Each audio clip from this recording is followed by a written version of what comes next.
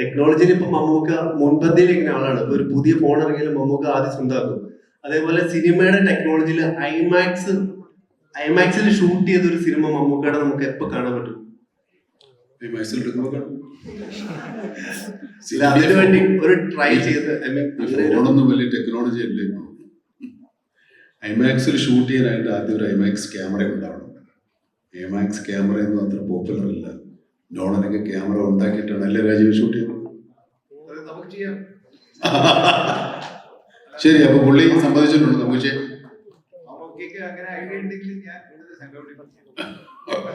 അങ്ങനെ ഒരു കഥ വന്ന് നമുക്ക് എടുക്കാം. ഇപ്പൊ മമ്മൂക്കയുടെ ഹോൾ കരിയറിൽ ഇപ്പൊ ഒരു 10,000-ന് മുകളിൽ സ്റ്റോറി കേട്ടിട്ടുണ്ടാവും. ഇവിടെ തന്നെ 10,000-ന് മുകളിൽ സ്റ്റോറി കേട്ടിട്ടുണ്ടാവും. ഒരു അറൌണ്ട് 500 സിനിമ മമ്മൂക്ക ചെയ്തു. പക്ഷെ ഈ പാട്രിയോട്ടിന്റെ ഏത് മൂമെന്റിലാണ് മഹേഷ് സാറ് കഥ പറഞ്ഞപ്പോ നമുക്ക് ഇത് ചെയ്യണം എന്ന് തീരുമാനിച്ചത്? അങ്ങനെ പ്രത്യേകിച്ച് ഒരു മൂമെന്റ് വെച്ചിട്ട് നമുക്കൊരു സിനിമ തീരുമാനിക്കാൻ പറ്റില്ല. ഒരു സിനിമയെ നമ്മളെ സംവിധായകൻ കഥ പറയുമ്പോൾ കഥാകൃത്ത് കഥ പറയുമ്പോഴല്ലേ പറയും. സംവിധായകൻ കഥ പറയുമ്പോൾ നമുക്ക് സിനിമ കാണാൻ പറ്റിയെങ്കിൽ അത് നല്ല സിനിമയായിരിക്കും. അത് നമുക്ക് ചെയ്യാൻ എളുപ്പമായിരിക്കും. കാരണം സംവിധായകൻ നമ്മളെക്കാൾ മുമ്പേ ആ സിനിമ കണ്ടിരിക്കുന്നു. അതാണ് അതിൻ്റെ ഒരു മാനദണ്ഡം. ഈ സ്ക്രിപ്റ്റ് വായിച്ച് വീട്ടില് ഹോംവർക്ക് ചെയ്യും നമുക്ക് ഈ ക്യാരക്ടറിന് വേണ്ടി എന്തോരം ഹോംവർക്ക് ചെയ്യും? ഹോംവർക്ക് ചെയ്യാൻ മാത്രം നമുക്ക് പിറ്റേ ദിവസം പരീക്ഷയൊന്നുമില്ലല്ലോ. സിനിമയ്ക്ക് ഇനി നമ്മളത് അറിയാതെ നമ്മുടെ മനസ്സിലും നമ്മുടെ തലയിലും ബുദ്ധിയിലും ഇന്റലക്റ്റിലും ഒക്കെ ഓടുന്ന ഒരു കാര്യങ്ങളാണ്. ഹോംവർക്ക് ചെയ്യാനായിട്ട് നമ്മൾ നടക്കുമ്പോൾ ഹോംവർക്ക് ചെയ്യാം, രാത്രി ഇറപ്പിടിച്ച് മറ്റേ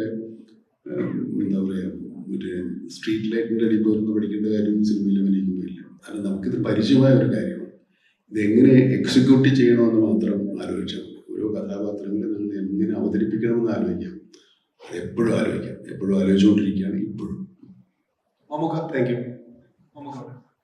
മമ്മൂക്ക തന്നെ നേരത്തെ പറഞ്ഞു, മറ്റു ഭാഷയിലുള്ള ആളുകൾ വലിയ തുക മുടക്കി വരുന്ന സിനിമ കേരളത്തിൽ വരുമ്പോൾ സ്വീകരിക്കപ്പെടും. ഞങ്ങളൊന്നും അത് ചെയ്താൽ സ്വീകരിക്കപ്പെടാറില്ലല്ലോ.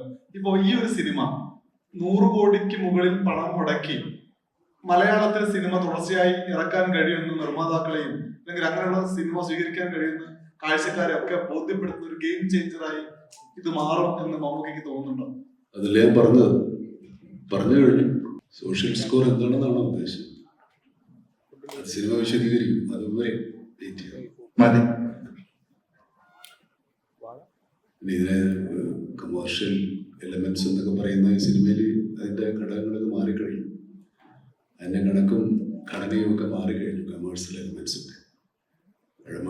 എലമെന്റ്സിൻ്റെയും സ്റ്റാർ വാല്യൂവിൻ്റെയും ഒക്കെ മാനങ്ങളൊക്കെ മാറിക്കഴിഞ്ഞില്ലേ. അതുകൊണ്ട് അതൊന്നും ഈ സിനിമയെ ബാധിക്കാൻ സാധ്യതയില്ല. ഈ സിനിമയെ സംബന്ധിച്ചിടത്തോളം കഥയ്ക്കൊത്ത നടന്മാരുമാണ് ഈ സിനിമയിൽ ഉൾപ്പെടുത്തിയിരിക്കുന്നത്. തീർച്ചയായിട്ടും അത് തന്നെയായിരിക്കും ഇതിൻ്റെ ഏറ്റവും വലിയ കമേഴ്ഷ്യൽ ഘടകം. ജനങ്ങൾക്ക് സിനിമ രസകരവും വിജ്ഞാനപ്രദവും ചിന്താദീപകവും ഒക്കെ ആവുന്നതാണല്ലോ അതിൻ്റെ ഒരു പൂർണ്ണമായിട്ട് ചിരിച്ചുല്ലസിച്ച് പോകുന്നതിനപ്പുറത്തേക്ക് എന്തെങ്കിലും നമ്മൾ വീട്ടിൽ പോകുമ്പോൾ ടേക്ക് അവേ എന്ന് പറയുന്ന എന്തെങ്കിലും ഒരു കാര്യം ഒന്നെങ്കിലും ഒന്ന് കൊണ്ടുപോകാൻ ഉണ്ടാകണം എന്ന് നിർബന്ധമില്ല. എന്നാലും ആഗ്രഹിക്കാറുണ്ട്. അതൊക്കെ എന്തെങ്കിലും കൂടെ ചേർത്തിട്ടുണ്ട്. അതും നമ്മൾ നേരത്തെ പറഞ്ഞ വ്യവസായ ഘടനയുടെ അല്ലെങ്കിൽ കമേഴ്ഷ്യൽ എലമെന്റ്സിന്റെ ഭാഗമാണ്.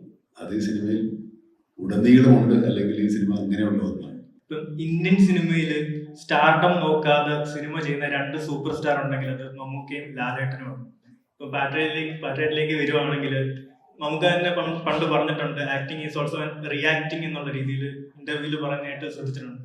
അപ്പൊ ലാലേട്ടനായിട്ട് കോമ്പിനേഷൻ ചെയ്യുമ്പോൾ മമ്മൂക്കയുടെ ഭാഗത്തു നിന്ന് അത്തരത്തിലുള്ള ഒരു റിയാക്ഷൻ കൊടുക്കാനായിട്ട് ഡയറക്ടർ പറയുന്ന അല്ലാതെ എന്തെങ്കിലും നിങ്ങൾ ഇംപ്രവൈസ് ചെയ്ത് എന്തെങ്കിലും കാര്യങ്ങൾ ചെയ്തിട്ടുണ്ടോ? അതിനെ പറ്റി അതെല്ലാവരുടെ കൂടെ ഉണ്ട്. ലാലേട്ടൻ്റെ കൂടെ ഒന്നല്ല. ലാലേട്ടൻ ആരോട് അഭിനയിച്ചാലും അതുണ്ടാവും, ഞാൻ ആരോട് അഭിനയിച്ചാലും ഉണ്ടാവും. അങ്ങനെ റിയാക്ട് ചെയ്യണ്ടേ. പിന്നെ അഭിനയത്തിന്റെ എല്ലാ കാര്യവും സംവിധായകൻ പറഞ്ഞു തരണം എന്നില്ല. നമ്മളവധി അധികം ബോധ്യപ്പെടുത്തിയാൽ നമ്മളെന്തെങ്കിലും കാര്യങ്ങൾ ചെയ്തിട്ടുണ്ടെങ്കിൽ അതിനെ തെറ്റുതിരുത്തുക മാത്രമേ ഒരുവിധം പരിചയസമ്പന്നരായ സംവിധായകർ ചെയ്യാറുള്ളൂ. അല്ലാതെ എല്ലാവരും അപ്പുറത്തും മാറിയെന്ന് മോണായിട്ട് കാണിക്കുമെന്നുള്ള ഡയറക്ടർ. നമ്മൾ എടുത്ത് നമ്മുടെ സീൻ വായിച്ച് നമ്മൾ പറഞ്ഞ് മനസ്സിലാക്കി അതെങ്ങനെ ചെയ്യും 1, 2, 3 പ്രാവശ്യം കണ്ട് എന്തെങ്കിലും തെറ്റുകളുണ്ടെങ്കിൽ തിരുത്തി അങ്ങനെ ബോധ്യപ്പെട്ടതിന് ശേഷമേ ഇത് ടേക്കായിട്ട് വരും.